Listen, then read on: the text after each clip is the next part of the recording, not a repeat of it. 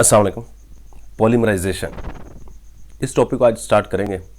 आज मैं सिर्फ पॉलीमराइजेशन का बेसिक इंट्रोडक्शन करेंगे कि पॉलीमराइजेशन क्या होती है।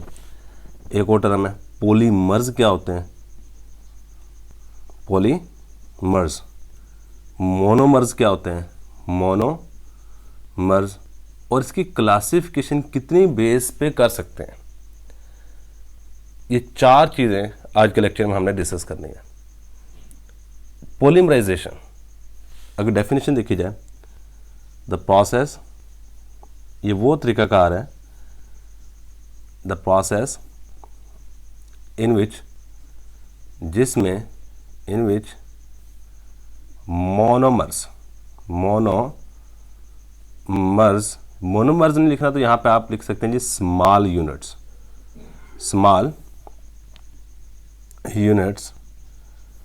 Are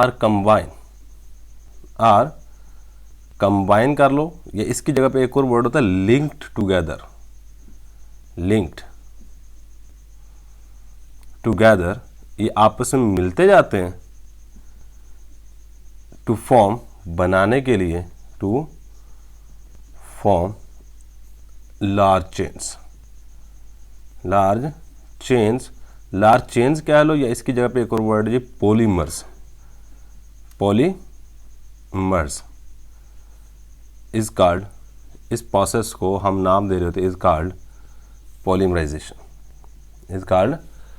polymerisation. अब क्या मतलब है, मोनोमर्स क्या होते हैं, पॉलीमर्स क्या होते हैं, फिर इनकी डेफिनेशन की तरफ आ जाएं। सही, फिर हम मज़ीद एग्जाम्पल वगैरह लेंगे जिससे एक्सप्लेन कर सकें कि बेसिकली प्रोसेस क्या है। पहले छोटी सी एक कॉन्सेप्ट वाली बात है। देखो, ये हमारे पास कुछ छोटे यूनिट्स हैं, ये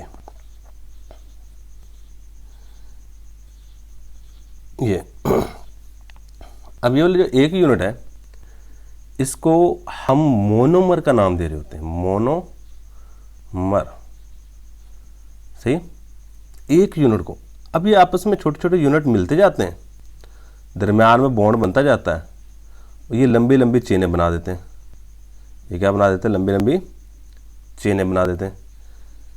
अब ये जो चीज़ बन रही है हमारे पास, इसको हम नाम दे रहे होते हैं पॉलीमर का, पॉलीमर। क्या नाम दे रहे होते हैं, पॉलीमर का नाम दे रहे होते हैं।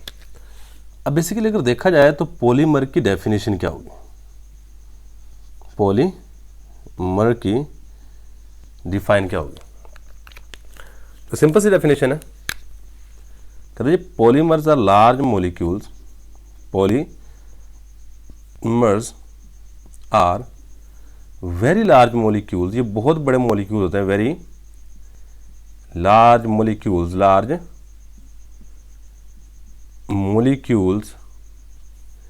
मेड व्हेन, ये बन रहे होते हैं जब, मेड व्हेन थाउजेंड्स ऑफ, हजारों की तादाद में, थाउजेंड्स ऑफ मोनोमर्स, जब हजारों की तादाद में मोनोमर्स जॉइन टुगेदर, जब आपस में जुड़ रहे होते हैं, टू फॉर्म लॉन्ग चेन,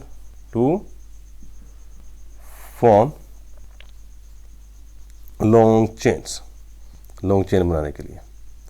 कहते पॉलीमर हमारे पास बहुत बड़े मॉलिक्यूल होते हैं जिसमें मोनोमर्स आपस में जुड़े होते हैं।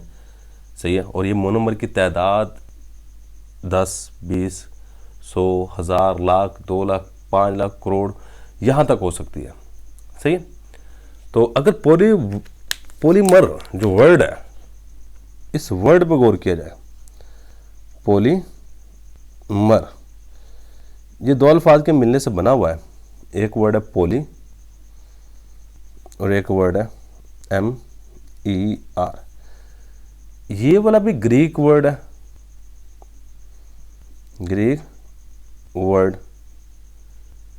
और ये वाला भी ग्रीक वर्ड है। और कहाँ से निकला ये वाला मर वर्ड, ग्रीक वर्ड, मर वर्ड मिरोस से निकला है, MEROS, मिरोस। पोली का मतलब तो आप जानते होंगे, पोली का मतलब होता है मैनी, पॉली का मतलब क्या होता है, मैनी मतलब बहुत सारे, मर पार्ट्स को कहते हैं, मर पार्ट्स को कहते हैं। सो पॉलीमर का ओवरऑल वर्ड का मतलब क्या हुआ, मैनी पार्ट्स, बहुत सारे हिस्से, मैनी पार्ट्स, ये इसका लफ्ज़ी मतलब हुआ पॉलीमर का। सही है, तो ये था जी पॉलीमर। अब इसी के बाद हमारे पास जो नेक्स्ट डेफिनेशन आ रही होती है वो होती है मोनोमर्स की। नेक्स्ट क्या है हमारे पास, व्हाट आर मोनोमर्स। आगे एग्जांपल भी लेते हैं, एग्जांपल से भी इनको एक्सप्लेन करेंगे। मोनोमर्स, अब ये मोनोमर्स क्या होते हैं। अब ये स्मॉल रिपीटिंग यूनिट है ना, ये वाले, ये इनको मोनोमर्स कहते हैं। देखो ये बार बार रिपीट हो रहे हैं, इनको मोनोमर कह रहे होते हैं। तो यही इसकी definition, the small individuals repeating units, ये मॉलिक्यूल भी कह सकते हैं, रिपीटिंग यूनिट्स या फिर मॉलिक्यूल्स, जो छोटे छोटे यूनिट्स बार बार रिपीट हो रहे होते हैं उनको हम नाम दे रहे होते हैं आर नोन एज मोनोमर्स। अब इस लफ्ज़ पे भी गौर कर लो, मानो मीन होता है वन,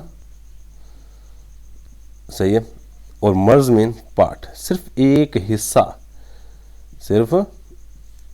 हिस्सा, उसको मोनोमर्स का नाम दे रहे होते हैं। क्या नाम दे रहे होते हैं, मोनोमर का नाम दे रहे होते हैं। चलिए जी, मैं कुछ एग्जांपल यहाँ पे, हम आगे जाके क्लासिफिकेशन करेंगे, उनमें भी एग्जांपल्स काफ़ी सारे डिस्कस करेंगे। एक एग्जांपल हम यहाँ पे लिख लेते हैं पॉलीमर की। देखिए मेरे पास ये वाली चीज़ है, आपने पढ़ा होगा CH2 डबल बॉन्ड CH2, इसका नाम इथाइलिन या इसको इथीन भी कहते हैं, चलो इथीन लिख लेते हैं। सही है, जब इथीन के मॉलिक्यूल आपस में मिलते हैं, CH2 डबल बॉन्ड CH2, अभी सिर्फ दो मॉलिक्यूल जुड़ रहा हूँ, ये दो मॉलिक्यूल जब आपस में जुड़ते हैं तो ये वाला बॉन्ड बेसिकली यहाँ पे शिफ्ट हो जाता है और ये वाला आगे शिफ्ट हो जाता है। बॉन्ड दरम्यान में सिंगल आ जाते हैं और ये आपस में जुड़ना शुरू हो जाते हैं। CH2 सिंगल बॉन्ड CH2, ये वाला बॉन्ड सिंगल हो गया, ये वाला बॉन्ड यहाँ पे shift, CH2 single bond CH2, और ये वाला काम चलता रहता है। मतलब इससे छोटे छोटे यूनिट आपस में मिलते जाते हैं और बड़ी लंबी लंबी चेनें बनानी शुरू कर देते हैं। सही है, अगर मेरे पास n number of ethene molecule हों, CH2 सही है, और कैटलिस्ट वगैरह सारा कुछ हम यूज़ करें, कैटलिस्ट और टेम्परेचर जो भी देना है, सही, वो भी हम कंडीशन मेंशन नहीं कर रहे हैं, जो भी कंडीशन रिक्वायर्ड है वो सारी कंडीशन दो, तो हमारे पास पॉलीमर बन जाता है। और पॉलीमर ये वाला होगा, CH2 सिंगल बॉन्ड CH2, और ये वाली चीज़ यहाँ पे एक ब्रैकेट लगा के, मतलब जितने आप यहाँ पे लोगे, अगर 1000 लोगे तो आगे पॉलीमर भी हमारे पास 1000 वाला ही बनेगा। सही है, अभी जो n लगा है ना, n को आप डिग्री ऑफ पॉलीमराइजेशन भी कहते हैं, डिग्री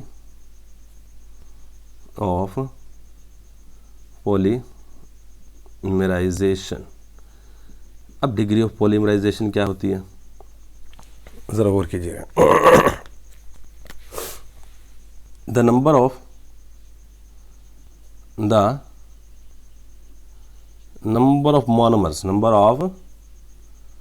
मोनोमर्स प्रेजेंट, कितने नंबर ऑफ मोनोमर्स मौजूद हैं इन अ पॉलीमर, एक पॉलीमर में कितने नंबर ऑफ मोनोमर्स मौजूद हैं, इसको हम नाम दे रहे थे, is called degree of polymerisation. Degree of polymerisation, अगर सपोज किया एक पॉलीमर है इसमें 1000 मोनोमर जुड़े हुए तो उसकी डिग्री ऑफ पॉलीमराइजेशन 1000 होगी। अगर एक पॉलीमर इसमें 5 लाख मोनोमर जुड़े हुए हैं, मतलब जितने मोनोमर होंगे ना वो उसकी डिग्री ऑफ पॉलीमराइजेशन, उसकी क्या होगी हमारे पास, डिग्री ऑफ पॉलीमराइजेशन। मतलब अगर मैं इसकी बात करूं तो इसकी डिग्री ऑफ पॉलीमराइजेशन होगी 2। क्यों, क्योंकि यहाँ पे सिर्फ 2 ही इथीन के मॉलिक्यूल जुड़े हैं। सही है, तो इसको हम नाम दे रहे थे डिग्री ऑफ पॉलीमराइजेशन के कितने मोनोमर्स जुड़े हुए हैं। तो नेक्स्ट एक और एग्जांपल ले लेते हैं हम। आपने ये पॉलीविनाइल क्लोराइड देखा होगा, सही पढ़ा भी होगा, ये फर्स्ट सेकेंड ईयर में मौजूद है। पॉलीविनाइल क्लोराइड ये है हमारे पास, इस कंपाउंड का नाम है विनाइल क्लोराइड। अगर मैं इसके n नंबर ऑफ मॉलिक्यूल लूँ, जब ये आपसे पॉलीमराइज होता है तो बॉन्ड दरम्यान में सिंगल हो जाएगा। ये अभी मैं सपोज करो यही वाला यूनिट लगा रहा हूँ, इसके बाद फिर यही वाला यूनिट एक और आ गया मोनोमर,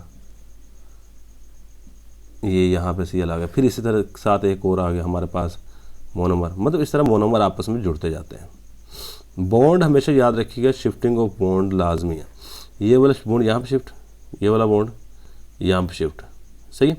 जब ये बॉन्ड यहाँ पे शिफ्ट होगा तो हमारे पास पीछे रह जाएगा सिंगल बॉन्ड, यहाँ पे सिंगल बॉन्ड, यहाँ पे सिंगल बॉन्ड बन जाएगा।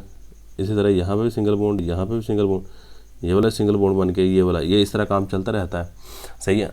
अब ये वाली चीज़ हमारे पास बन गया जी पॉलीमर्स, पॉलीमर। और ये जो पॉलीमर बना है इसको कहते हैं PVC, polyvinyl chloride, polyvinyl chloride. सही है। नेक्स्ट हमारे पास जो चीज़ आ रही है यहाँ पे वो है क्लासिफिकेशन। क्या आ रही है? Classification of polymers, of polymers. Polymers की क्लासिफिकेशन देखें, मुख्तलिफ तरीक़ाकार से पॉलीमर की क्लासिफिकेशन कर सकते हैं। मुख्तलिफ तरीक़ाकार कौन कौन से? हम पॉलीमर की क्लासिफिकेशन कर सकते हैं बाय ओरिजिन के हवाले से। बाय ओरिजिन मतलब ये पॉलीमर मिला किस तरह है, नेचुरल पॉलीमर है या सिंथेटिक है। सही। सेकंड नंबर पे है हमारा, हम क्लासिफिकेशन कर सकते हैं on the basis of monomers. Monomers मतलब मोनोमर्स एक है, दो है, एक तरह के हैं, दो तरह के हैं, सही, किस तरह के मोनोमर्स हैं उस लिहाज से भी आप क्लासिफिकेशन कर सकते हो। थर्ड नंबर पे by thermal response. By thermal response, heat का पॉलीमर के ऊपर क्या रिस्पॉन्स होता है उसके लिहाज से भी आप क्लासिफिकेशन कर सकते हैं। चौथा तरीकाकार ये है, थर्ड तरीकाकार है। फोर्थ तरीकाकार की बात की जाए, by mode of formation, by mode of formation, आपका पॉलीमर बना किस तरह है, सही है, उस मोड ऑफ फॉर्मेशन के हवाले से भी क्लासिफिकेशन कर सकते हैं। पांचवा तरीकाकार है जी बाय स्ट्रक्चर, बाय स्ट्रक्चर के हवाले से भी क्लासिफिकेशन की जा सकती है। और छठे तरीकाकार पे हमारे पास है by application and physical properties, by applications and physical properties, physical properties, इस हवाले से भी आप क्लासीफाई कर सकते हो पॉलीमर्स को। देखिए इनकी क्लासिफिकेशन आगे जाके पढ़ेंगे, इनकी एक्सप्लेनेशन मौजूद है। सही। नेक्स्ट लेक्चर्स में हमने इनकी एक्सप्लेनेशन ही करनी है कि हर एक तरीक़ाकार में किस तरह क्लासिफिकेशन है, कितनी टाइप्स हैं, सही, हर टाइप के एक्सप्लेनेशन भी करेंगे, ठीक है। तो 7 नंबर पे हमारे पास मौजूद है बाय टेक्टिसिटी, टेक्टिसिटी, इस हवाले से भी क्लासिफिकेशन की जा सकती है। तो ये था जी हमारे पास बेसिक इंट्रोडक्शन कि पॉलीमराइजेशन होती क्या है, मोनोमर्स क्या होते हैं, पॉलीमर्स क्या होते हैं, डिग्री ऑफ पॉलीमराइजेशन क्या है, degree of polymerisation most important कि कितने मोनोमर एक पॉलीमर बनाने के लिए जुड़े हैं, उसको डिग्री ऑफ पॉलीमराइजेशन कहेंगे। क्या कहेंगे? Degree of polymerisation. सही है। तो ये था जी हमारे पास आज का लेक्चर, इसका स्क्रीनशॉट लाजमी ले लीजिएगा। अल्लाह हाफिज़। नेक्स्ट लेक्चर में हम क्लासिफिकेशन को स्टार्ट करेंगे, सही, बाय ओरिजिन, बाय मोनोमर्स के हवाले से किस तरह क्लासीफाई किया गया है, सही, इस चीज़ को डिस्कस करेंगे। तो आज के लिए इतना ही है। अल्लाह हाफिज़।